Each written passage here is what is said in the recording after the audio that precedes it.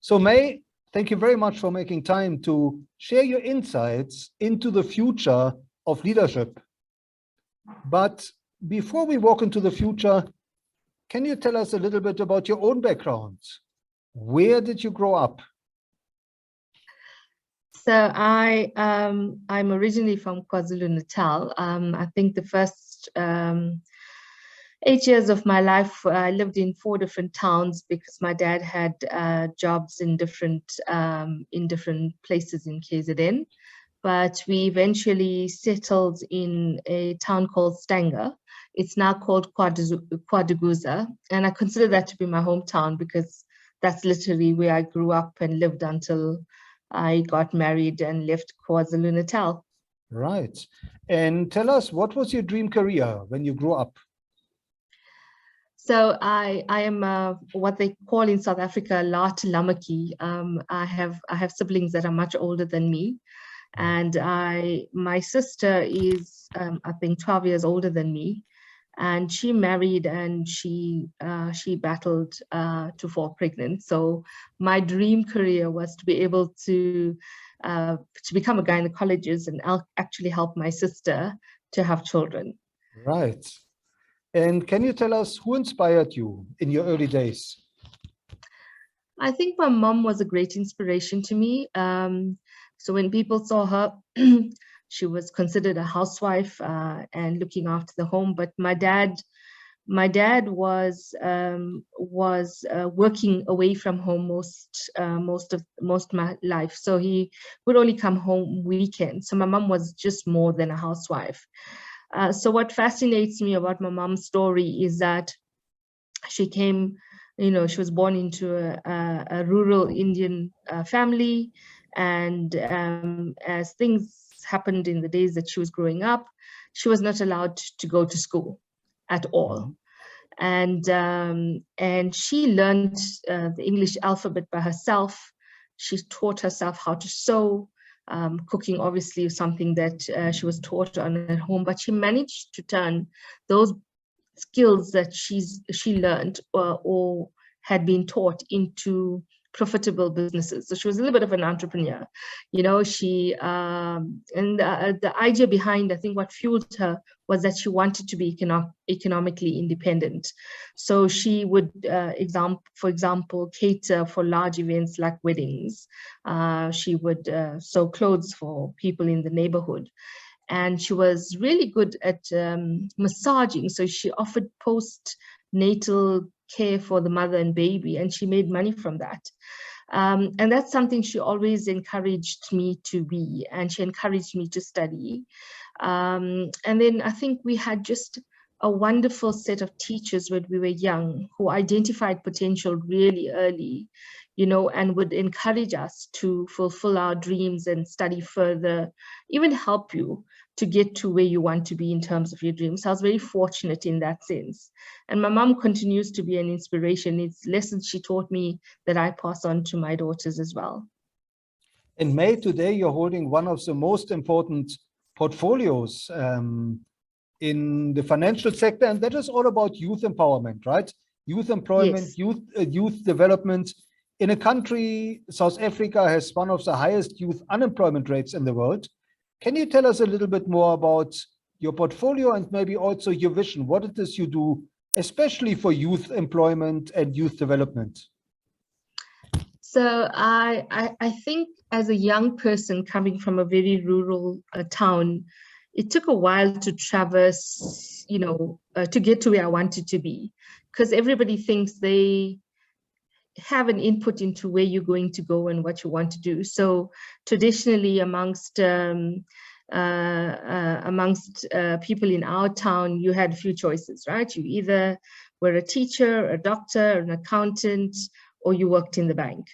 And none of those appealed to me, or a lawyer, sorry, I forgot to add that part. And we used to have these brilliant guidance counseling sessions, where the guidance counselor at the school would give us advice in terms of what do you want to do? And nobody was listening to me. Their first thing was, no, your maths and science marks are really good. You should become a doctor. And I was like, oh, no, not really. And then they'd be like, no, you know, we think you should be a lawyer because you're really good at public speaking. And I thought, not really. And quite, you know, like when I spoke about wanting to get into the humanities fields, I was often shut down. Was like it wasn't seen to be aspirational in any way whatsoever. But at the same time, I was deeply involved in work in the community. So I used to tutor kids in the local township in maths and English. You know, we used to do feeding schemes in those particular, and I realized that I was actually privileged in many ways in terms of what was available to me. And these youngsters actually did not have a quarter of the stuff that I had in terms of access to education, access to funding if I needed to study further, and those kinds of things. And it became almost something at the back of my mind. I went to university, was involved a lot in protest politics at that point in time. It was the early 90s. But still continued my involvement with, you know, young mothers at university, the Black Student Society on campus, just looking at how we can make life easier for people to transition from wherever they are into this new world that we had created. You know, it was just before the democracy had landed in South Africa. So there was always this thing that had me fascinated with doing something that was meaningful in South Africa. You know, I had all sorts of ambitions. The gynecology was like, you know, healthcare. I studied law at university at one point in time, and I was going to help rewrite the constitution, but nothing appealed to me academically. And I think I'm a very practical person. So I didn't want to have an academic debate with somebody about whether something was right or wrong. I wanted to do something that was right. And I think and I guess that's my biggest gripe right now in South Africa is everyone talks and nobody does. So for me, it's about doing something for young people. So my career kind of drifted from being in a learning and development role in a corporate kind of space, being a human resource consultant in a corporate. And I think when I started looking, and I fell into youth development by accident and out of necessity, actually. My husband and I in the early 2000s left managerial roles at corporates and decided we needed to be closer to family and move back to KZN. And we also wanted to try our hand at actually starting up our own business or running our own business. Unfortunately, in a space of 2 years, we lost everything that we had assets because we bought into a business where the financials were actually fraudulent. The financials that were presented to us were fraudulent. And we lost everything: house, cars, investments. And with 2 young kids, we actually didn't know what to do. And I reached out into my network, and one of my friends contacted me saying that there was a position available in Durban, and was about this concept of learnerships, that, you know, we had to roll out learnerships in Durban. I took on the role, not knowing what learnerships was, but for the first time, amidst the chaos of learning and understanding what was required, I actually felt immensely satisfied with what I was doing. 3.5 years later, Standard Bank had a job opportunity that I couldn't quite resist. And I joined Standard Bank, amazingly enough, as a human resource person. And an ex-colleague of mine that worked at the consultancy that was running the learnerships was called me in for a conversation around learnerships in Standard Bank. And just having a conversation with her, she said, "We have the job, it's yours if you want it." And literally 6 months after joining Standard Bank, I moved roles within Standard Bank to start up the learnership function at the bank. And the role has expanded over time. You know, we started off with, when I joined, they had 26 learners. We now take up to 800 learners per annum. In 2020, we merged all our youth development program under one umbrella. So I am fortunate enough to head up that portfolio, and that includes programs that help build the pipeline into Standard Bank. So it's everything from bursaries, learnerships, internships, and a graduate program. And of course, you know, when you look at South Africa, youth employment doesn't only look at graduates and people with educations. We have 6.3, probably 6.4 million unemployed youth right now. 60% of those youth have a sub-minimum matric, meaning they either failed matric badly or dropped off somewhere along the line, you know, during their schooling career. And we have to look at how do we then create opportunities for those young people as well to become economically active. So on the side, including all the programs I run an entrepreneurship program, a youth entrepreneurship program on behalf of Standard Bank. And that's what I've been busy doing, you know, trying to look at forming really good partnerships with some social entrepreneurs, and looking how we can build up young people into in the communities they live, to service the communities that they live in, because we don't believe that we can get away from, you know, we're not going to be able to create formal job employment for everybody. We have, I think the stats, the last time I looked at it, we are only able to create between 3 to 3.5 jobs for every 10 young people that enter the formal job market. And that's a really sad statistic, considering where we are in the country and the economic outlook for the future. So we have to do something different. And World Economic Forum, when they've done research, they have indicated that you know, sponsoring or getting involved in creating micro enterprises is probably a solution to solving youth unemployment in South Africa. So that's the full ambit of what I do at Standard Bank. Yes. Thank you, May. And tell us, what does the future of leadership mean to you? I think, you know, gone are the days where you became a leader and it was all about the title. I think it's a bit of a path that people follow, and there's some people that are still hung up about the title. But for me, being a leader is being able to serve more than the people who report to us, more than the organizations that employ us. I think that in every thought, action, and word, we have a responsibility to better the world. And that, I think, is the biggest challenge leaders face. What have you learned from your own leadership journey that you consider most important for building future leaders? I think finding your purpose is really important. And I think you must have a genuine desire to serve the greater good. Also, you can't sweat the small stuff, and you have to be truly human at heart. And when you speak to aspiring leaders and your aspiring entrepreneurs, what is it you tell them about social media? How should they handle social media to build their own brand? So it took me a while to get going on social media. I must be very honest with you, because you know, you hear all sorts of stories around your social media presence. But I think firstly, it is identifying what you want to be known for. You know, you could have a profile but could say nothing about you. So don't talk about your job title, talk about what you're passionate about. And you must set up your profile then to clearly show that.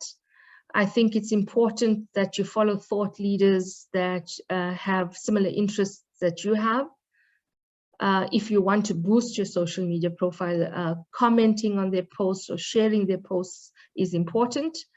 I also think it's important for people to share their thoughts on a particular subject. And I think most important for me is that if you have several social media profiles, that you keep the message that you send out into the world as consistent as possible. Right. And May, these are challenging times. What is your advice for future leaders in terms of challenges? What are some of the biggest challenges they should expect to encounter in their career? I think what COVID has possibly taught us is that we are in constant flux and change. And I think it's important that leaders, future leaders, will need to be able to not only deal with the change themselves personally, but lead their teams and their organizations in change. And with change comes lots of failure, because you try and test things. I think they've got to learn to manage failure both for themselves and their teams. The other is around, with constant change means that your knowledge is never enough, or whatever you think you know is never enough. So this ability to learn on the fly, you have no time at this, at the rate change is coming for you to go and study at a university and then apply yourself in the workplace. So the ability to learn on the fly, and learn quickly at that, because something you learned at the beginning of the year could be outdated by the middle of the year or the end of the year. So just being able to learn quickly and to be able to apply your learnings quickly in the workplace is certainly important. I think the other thing is about being vulnerable. So traditionally, leaders have been seen as the person who has all the answers. As a leader now, I can tell you for certain that I do not have the answer. And the trick is possibly to surround yourself with experts so you can lean on them when you don't know, but to also be open enough and authentic enough to admit when you don't know. And then also then to, having said that you don't know something, allowing other people to take the lead on certain key challenges that you face. I think the other key thing is around collaboration. And when I think of the youth unemployment rate in South Africa at the moment, no single organization or single person can solve for this alone. So it does mean a lot of collaboration, even with your competitors, if needs be, to solve for a lot of the challenges that you face. So for me, those are kind of the key things that future leaders would need to concentrate on. And May, if you were to design a curriculum for future leaders, what are some of the new skills you would want to factor in? I think there's a level of technological savvy that is needed for new leaders. The ability to bring together and work effectively across cross-cultural multidisciplinary teams. They have to have the ability to move quickly from one concept to the other and lead intuitively and with compassion. Right.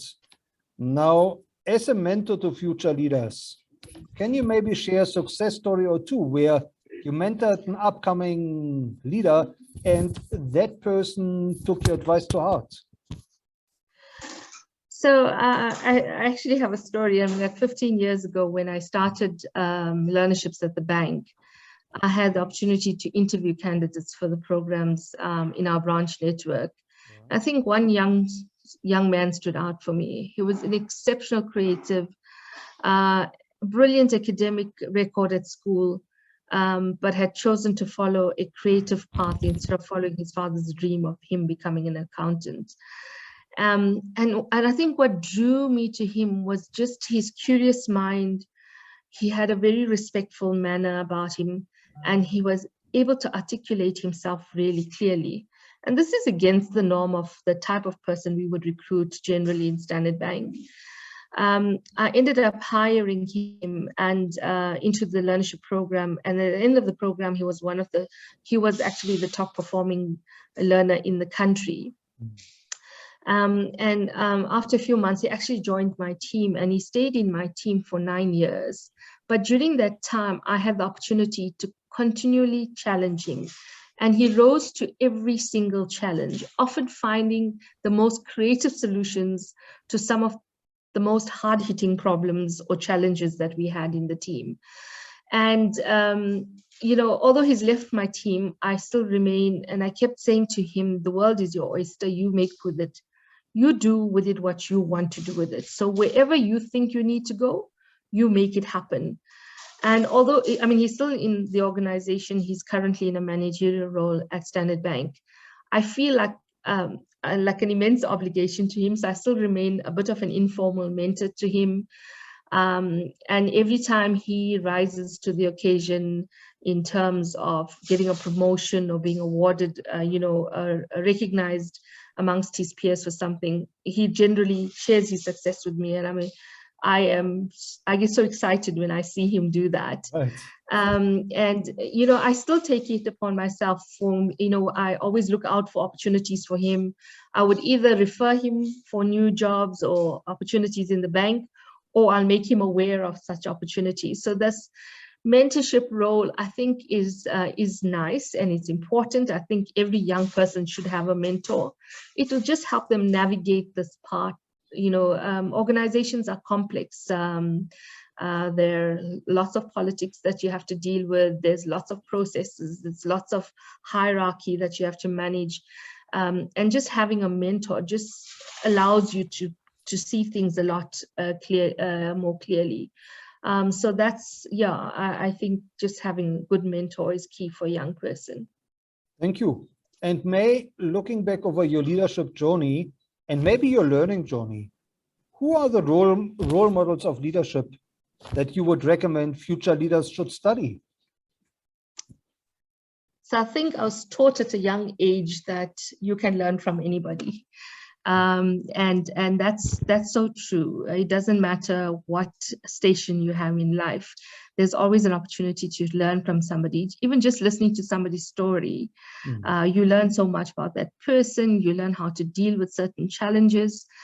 So I have admired people from far and I've read up about them. Some people I've encountered once or twice in my life, others that I work with, on a constant basis in the bank. So people that stand out for me are Badara Naik. She was the first female prime minister in the world. Actually, she was the first female prime minister in Sri Lanka.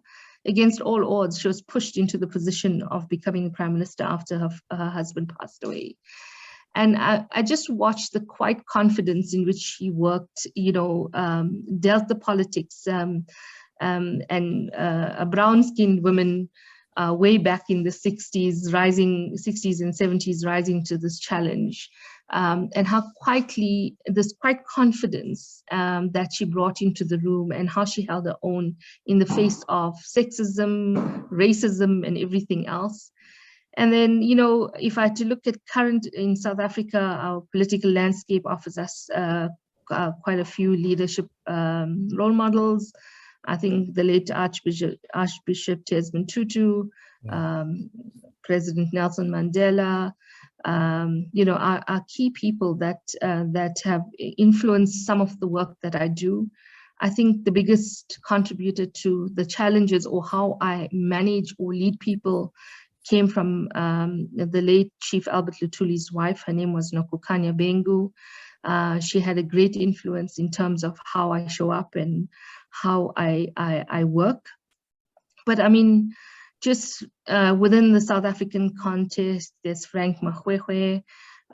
Within Standard Bank, I have the likes of Lincoln Marley, Sim Shabalala, Frida Franks to look up to.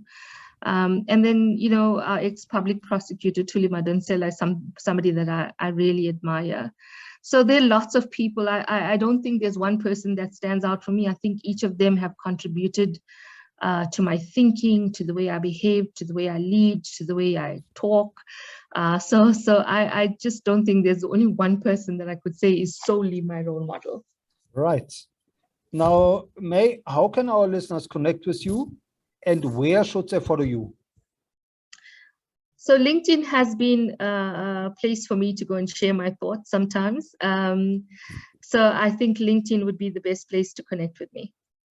And last but not least, May, what is your message to the millions of learners out there who are now completing school, who are looking to enter the world of work, who are looking for a job, looking for a career? What are maybe one or two success principles that they should keep in mind?